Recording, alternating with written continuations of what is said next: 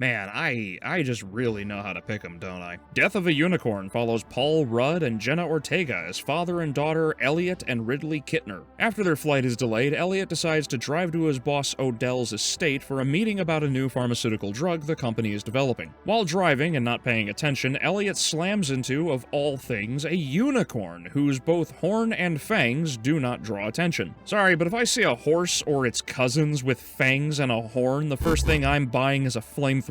Anyway, after touching the horn and being sent on a Doctor Strange acid trip, Ridley is shocked out of it when her dad kills the unicorn. At Odell's estate, Elliot talks with his boss while Ridley is in shock, both of whom notice the regenerative effects of the unicorn's blood when the unicorn itself regenerates. The meeting is interrupted by the unicorn's tantrum, and after it's shot in the head by the butler, the group discusses the effects of the blood and the importance of this discovery. That night, after Elliot's talk with Ridley goes south, he speaks with the family while Ridley researches unicorns, finding a convenient tapestry that depicts the capture and sequential revenge of unicorns paralleling this movie's events. Yeah, thanks for telling the entire story halfway through there, guys. In the middle of the night, a medical team somehow established a small lab in the manor, and the team begins testing the unicorn, Elliot, and Ridley. After a test, Odell's cancer is cured, and the family enacts plans to use the unicorn to revolutionize the medical world. As they prepare to transport the foal to a facility, a bigger unicorn arrives, and now, an hour into this hour-and-a-half film, we finally get to the horror. After a few kills, the adult unicorn is injured, then flees, and the family gears up to hunt the unicorn at night, because that's a good idea. And then an even bigger unicorn shows up and kills the extras, while Elliot and Odell run back to the estate. Odell is then killed with a death telegraphed from so far away even Nerdrotic could see it coming without his glasses. The group concludes the unicorns want their dead foal, so they offer it, but the other doctor is killed instead.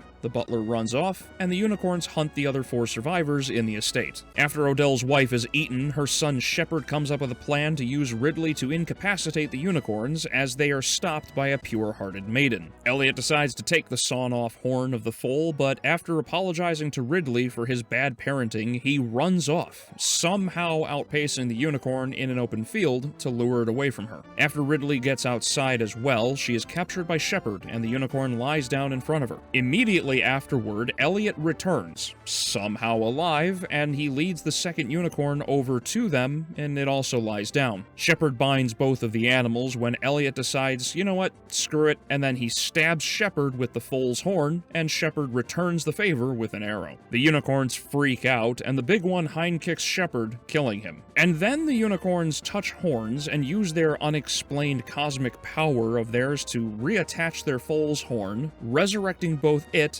and Elliot. Oh, but it doesn't quite end here.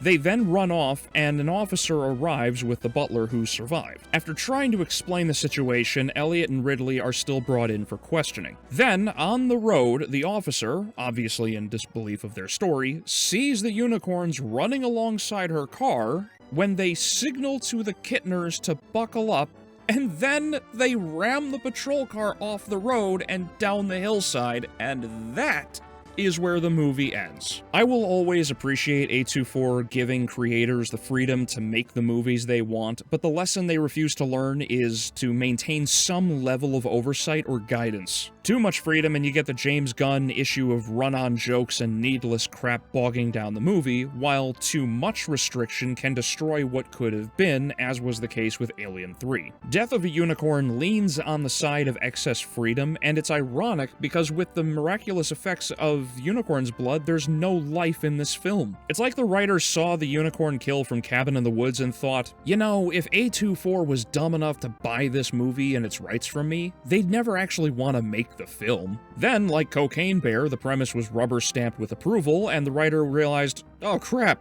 I have to make this for real? So he scrambled to make a film around the idea. It tries to be a comedy, but the 2 or 3 times there were supposed to be laughs, my thoughts were, oh, that was supposed to be a joke. Like, take this moment for example. A lot of species in this area are rare. What exactly are we saying this is, though? I think we know exactly what it is. A horse-like mammalia. With some sort of protrusion or growth. It's a fucking unicorn.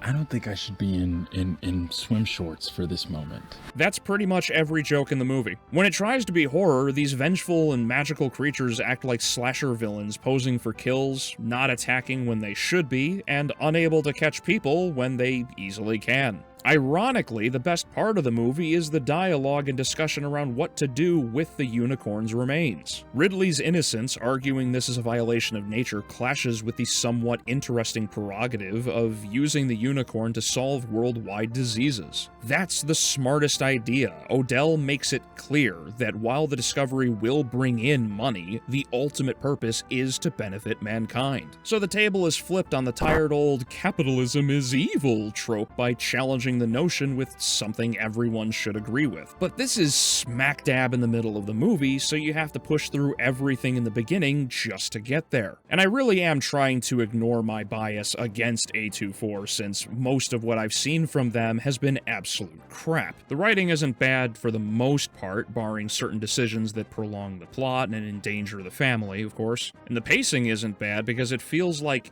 a 2-hour movie in an hour-and-a-half film, but you don't feel like you wasted your time necessarily. And the CGI is rough. I mean, look at this shot. It doesn't even look like it's touching the floor. Like, where's the shadow? And of course, the humor has as much impact as a bug on a windshield. It's just another bad movie from A24. I wish it were better. I wish all of them were better, but we're not going to get that until A24 learns that lesson, and until then, we're just going to keep getting all these quirky ideas that will totally sell, even though they aren't. Anyway, thanks for watching, and I'll see you in the next video.